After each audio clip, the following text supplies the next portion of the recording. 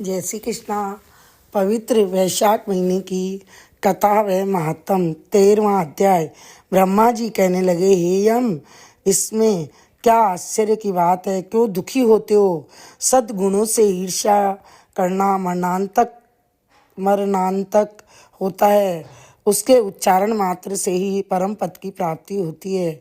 फिर राजा के शासन से विष्णु लोक को क्यों न जाए?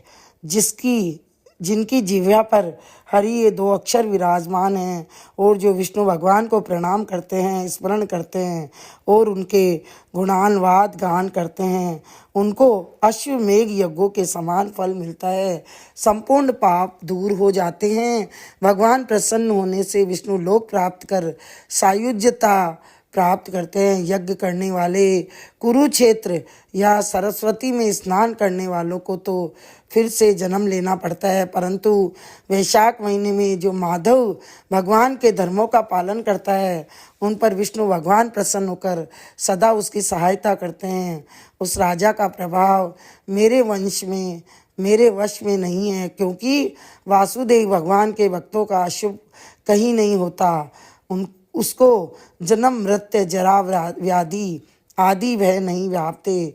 स्वामी के नियुक्त कार्य करने पर देहधारियों को कुछ अपराध नहीं होता। हे यम, जब तू इस कार्य के करने में असमर्थ है तो मेरा क्या दोष है? तू शोक मत कर। ब्रह्मा जी के ऐसे कहने पर यम बहुत दुखी हो दीन वाणी से कहने लगा, हे तात, अब मुझे अपने काम पर जाने की इच्छा नहीं है। इस महावीर्यवान राजा को जब मैं अपने धर्म से चलायमान कर दूंगा तब कृत्य होऊंगा। हे कृपालु, आप मेरे इस कार्य को सिद्ध करा दीजिए, तब मैं फिर शासन करूंगा। यह बात सुनकर ब्रह्मा जी यम से कहने लगे, इस विष्णु धर्मपरायण राजा का निग्रह तू नहीं कर सकता। फिर ब्रह्मा जी यम को साथ ले क्षीर सागर में भगवान विष्णु के पास गए और सांख्य योग द्वारा स्तुति करने लगे।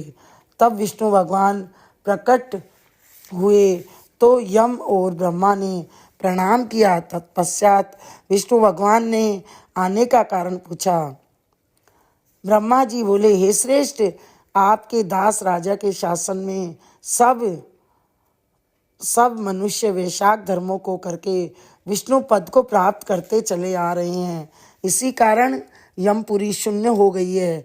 इससे अत्यंत दुखी होकर यह यम राजा से युद्ध करने गया और उसको मारने का दंड उठाया। तब आपके चक्र से इसे परास्त कर दिया तो वह दुखी हो मेरे पास आया।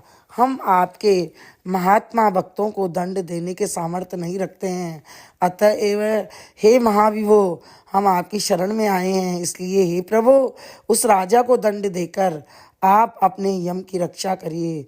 ब्रह्मा जी के ये वाक्य सुनकर विष्णु भगवान हंसे और ब्रह्मा जी वह यम से बोले, हे मैं लक्ष्मी तथा प्राण और देह, श्रीवत्स, कौस्तुभमणि और वैजंती माला, श्वेत द्वीप, वैकुंठ, क्षीर सागर, शेष और गरुड़ का त्याग कर सकता हूँ, परंतु ऐसे भक्तों को कदापि नहीं त्याग कर सकता जिन्होंने मेरे लिए संपूर्ण भोग त्याग दिए हैं, प्राण छोड़ दिए हैं, मुझे में भी अपनी आत्मा को लगा दिया। उन्हें मैं कैसे छोड़ सकता हूँ?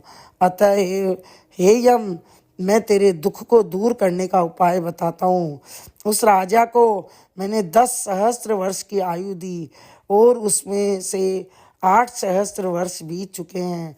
अब 2 सहस्त्र वर्ष की आयु भोग कर वह मेरी सायुज्य भक्ति को प्राप्त हो जाएगा। तब वह नाम का राजा बड़ा दुराचारी होगा। वह सब वेदोक्त धर्मों का लोप कर देगा। तब वैशाख के धर्म भी नष्ट हो जाएंगे। फिर अपने ही आप से वह जल जाएगा। तब मैं पृथु का रूप धारण करके पुनः धर्मों की स्थापना करूंगा और वैशाख को तक प्रख्यात धर्म मनुष्यों से कराऊंगा। इस प्रकार हे यम, तेरे कार्य की सिद्धि हो जाएगी। तू खेद मत कर। वैशाख के धर्म में निष्ठ महात्माओं द्वारा इस वैशाख महीने में भी तुझे भाग प्राप्त होगा, राजा से भी तेरा भाग मिलेगा। तू खेद को छोड़कर पराक्रम प्राप्त होने योग्य है। जो मनुष्य पृथ्वी में तेरे उद्देश्य से प्रतिदिन स्नान, अर्थ, जल, कुंभ, दही, अनादि का दान करेंगे, उनके किए हुए सब कर्म निष्फल हो जाएंगे। अतएव तू उस राजा के ऊपर क्रोध का त्याग कर दे, वह राजा तेरा भाग देगा, क्योंकि वह मेरा अत्यंत भक्त है। और जो कोई प्राणी तेरा भाग देकर वैशाख धर्मों में प्रवृत्त हो, उनके धर्म में तू विघ्न मत करना। जो धर्म के पालन करता तुम्हें छोड़कर केवल मेरा ही भजन करे, उनको तुम मेरी आज्ञा से अवश्य दंड देना। उस राजा से तुम्हें भाग दिलाने के लिए मैं अभी सुनंद को भेजता हूँ, वह वहाँ आकर तुम्हें भाग दिलाएगा। तब भगवान ने यम के सामने ही राजा को समझाते हुए सुनंद को भेज दिया, जो राजा को समझाकर पुनः भगवान के पास आ गया। ऐसा यम को आश्वासन देकर विष्णु भगवान वहीं अंतर्ध्यान हो गए और ब्रह्मा जी यम को समझाकर आज्ञा देकर चले गए। यम भी कुछ प्रसन्न हो अपनी पुरी को चला गया। फिर सुनंद की आज्ञा पर राजा ने अपने राज्य में सारी प्रजा को प्रतिदिन यम के निमित्त स्नान, अर्घ्य आदि करने की तथा वैशाख के धर्मों में यम को भाग देने की सूचना करा दी कि अगर जो कोई धर्मराज का भाग नहीं देगा, उसके वैशाख में किए कर्मों को यमराज स्वयं ले लेंगे। वैशाख की पूर्णिमासी के दिन पहले धर्मराज के लिए जल का घड़ा, दही और अन्न दान करना चाहिए। फिर पितृेश्वरों के निमित्त, गुरु के निमित्त पीछे जनार्दन, मधुसूदन, भगवान के निमित्त उनकी प्रतिमा बनवाकर धर्म के चलाने वाले गरीब ब्राह्मण को शीतल जल, दही, अन्न, तांबूल, दक्षिणा और फल कांसे के पात्र में रख अर्पण करने चाहिए। और राजा स्वयं भी ऐसा ही करने लगा। तत्पश्चात राजा अपनी शेष आयु को पूरी कर यथेष्ट भोग पुत्र पौत्रादि समेत वैकुंठ को चला गया। फिर वैन नाम का एक राजा हुआ। उसने सब धर्म तथा वैशाख धर्म को लोप कर दिया।